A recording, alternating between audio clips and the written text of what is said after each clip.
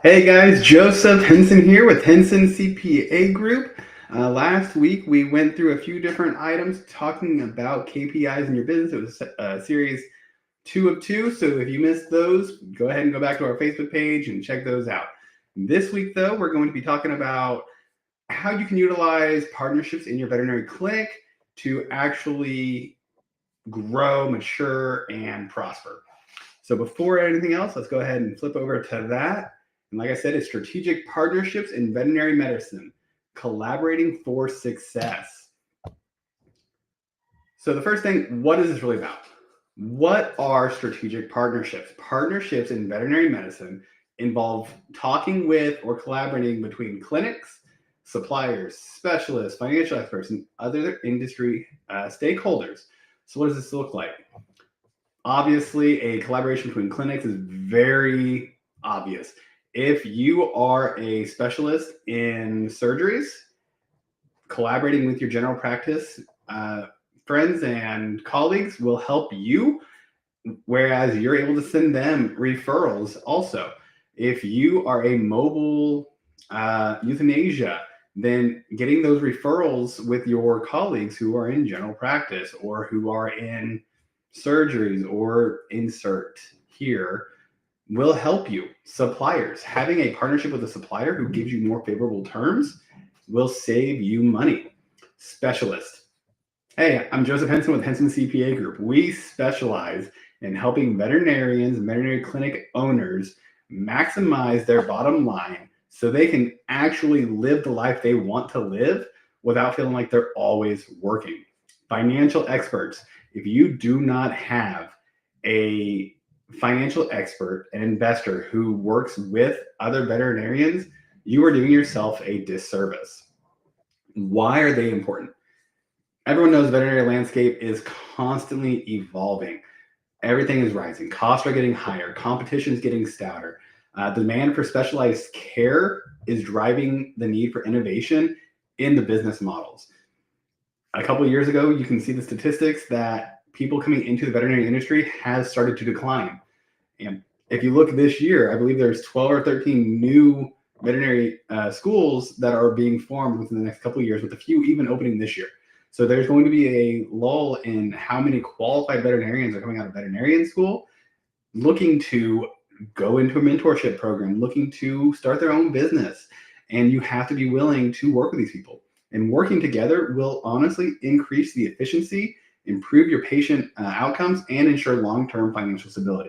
If you're able to have a network of other veterinarians in your area who are referring cases that you might not just be great with to others, that goes a long way.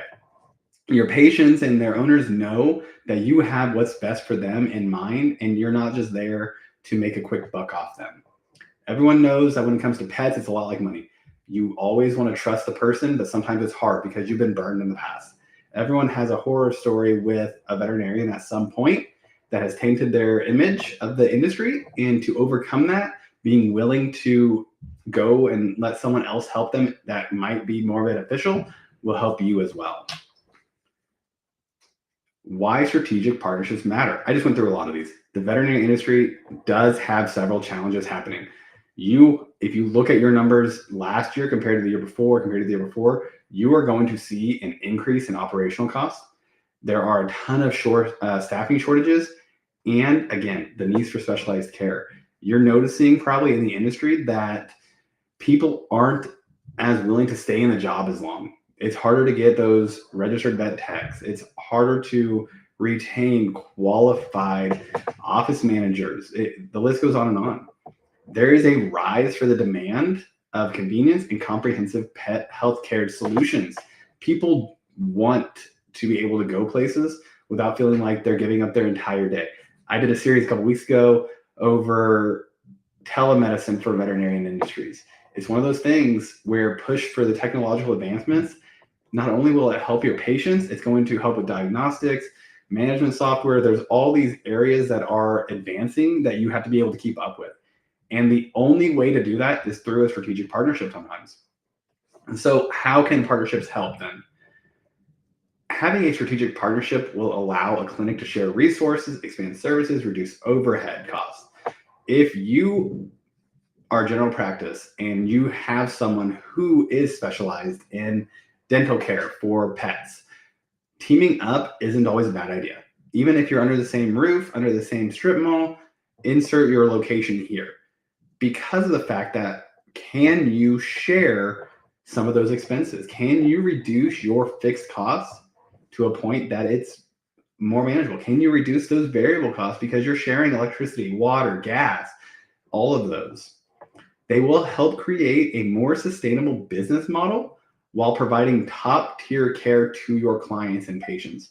A lot of veterinarians got into this because they wanted to be able to help pets and help the owners.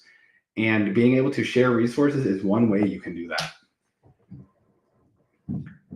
What are a few different types of strategic partners? Referral networks. Look at partnering with specialty hospitals, emergency clinics, or rehabilitation centers even. Improve your client retention by ensuring comprehensive care solutions. Like I said, knowing that you just performed a hip surgery on an older dog, knowing that you have someone you can refer them to so that they can do some rehabilitation is a huge benefit for your clients. Having that network there will not only help you be trusted because they're sending you things as well, but also build the trust among your colleagues.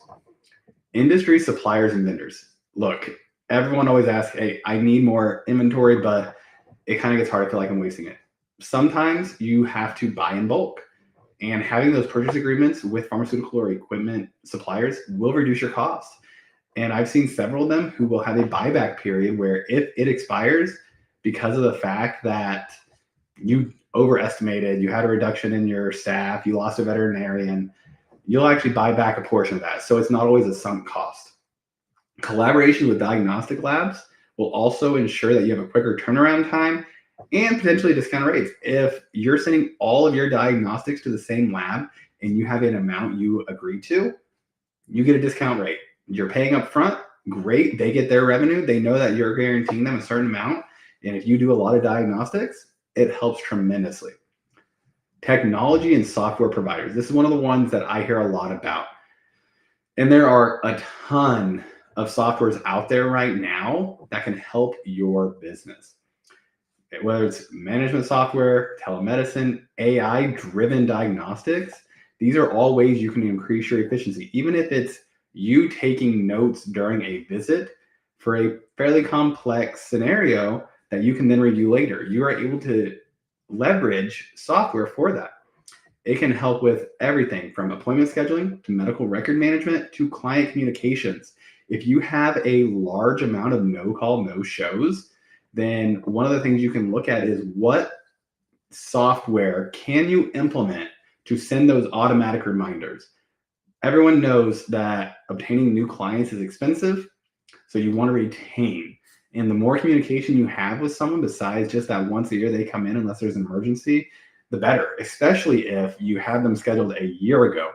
I know when I go to my doctor, my dentist, my veterinarian, they'll say, hey, come back in a year. I forget.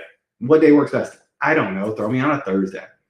But if I don't receive a reminder, typically a week in advance, I can completely forget about it because it's a year away. Financial and accounting partnerships. Veterinary clinics benefit from specialized accounting and financial services. 85% of our business is veterinarians just like you guys. And when talking through your numbers, we're not just saying, hey, this is something that looks about average for a business. No, we actually know what happens between different revenue points. 500,000 to a million to 5 million, $5 to $10 million clinics. These all have different metrics that we want to track. And that's one of the reasons having that specialized care with your financials and your accounting helps. We know what expenses we expect to see from clients. And when we don't have those expenses, we're asking those questions. Hey, you know, a lot of people are doing a 401k. Why aren't you? You're at the right size. There's a huge tax break. Let's see about implementing that. Hey, the end of year is coming up. Looking at your inventory, you're starting to get a little bit low. Have you thought about purchasing some in advance? These are areas that we are familiar with. Not only that, it will help manage your cash flow, maximize your tax deductions, and improve financial planning. We're not just taking a cookie cutter approach. because we know this industry. We love this industry. Educational and training collaborations. Partnerships with universities, veterinary schools, or continuing education providers can offer discounts to your staff. If it's your alma mater, sponsoring a new veterinarians group coming out is huge. If there's a ton of things here that we want to look at. Financial and operational benefits. So these are just some statistics that we've seen over the last few years. What's it look like without a partnership? What's it look like with a partnership? So revenue growth expands, cost savings expand, client retention because of the trust you're building expands, and even the service expansion happens. Why? You have reduced overhead costs. Cost sharing agreements lower your expenses for equipment, supplies, and facilities. You have increased revenue streams. Having those referral partners bring in additional clients without increasing marketing expenses. If you're able to refer a client to someone because they're a better fit, a groomer even, that's a phenomenal referral partner if you're not doing in-house grooming. Then if those people are requiring certain vaccinations before they will agree to groom, it's kind of like boarding. Having that referral partner, hey, I know this person who does this, they're a great veterinarian, let me send them your way. Word of mouth is one of the best ways to close a cold lead. Better access to resources. Clinics gain access to advanced technology and specialized expertise. The more folks in your network, the better.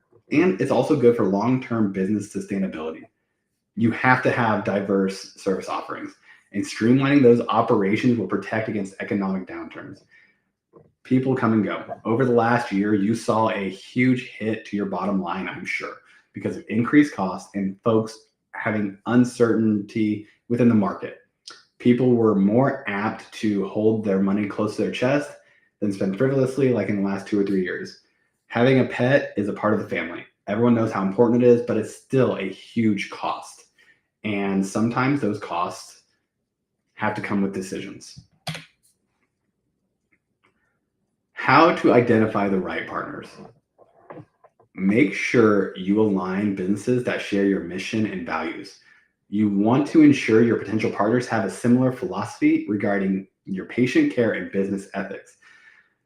An old school veterinarian who wants to work with a new school veterinarian that feel that, hey, we have different markets. We believe low cost is the way to go. We want to see 1,000 folks in 6 months versus someone who, hey, we believe in a boutique style. We want to see fewer people, but provide a better quality of service. Those might not align all the time. You want to assess financial stability and the reputation of any potential clients or partners. It's conducting due diligence. A quick Google. Look at their Better Business Bureau rating. Look at the client feedback on their Google pages. No one's going to really let you review their financial reports unless this is looking to merge or acquire that business. A strategic partnership where you're coming under one umbrella to offer these services is about the only time where someone's going to allow a financial report to be reviewed for good reasons. You have to have that due diligence. And I'm not saying don't do it, because you should always have a financial expert reviewing any potential merger and acquisition. You want to have clear goals and expectations. What does each party hope to achieve? Clarify this up front.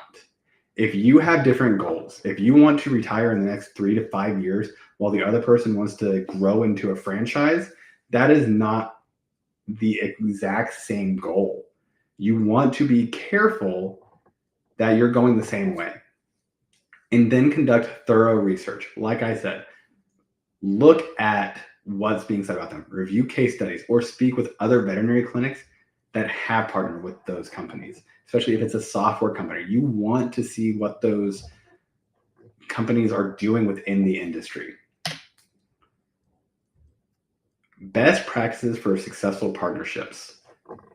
This comes down to really 4 main areas: clear communication, define roles and responsibility, regular performance reviews, and legal and financial safeguards.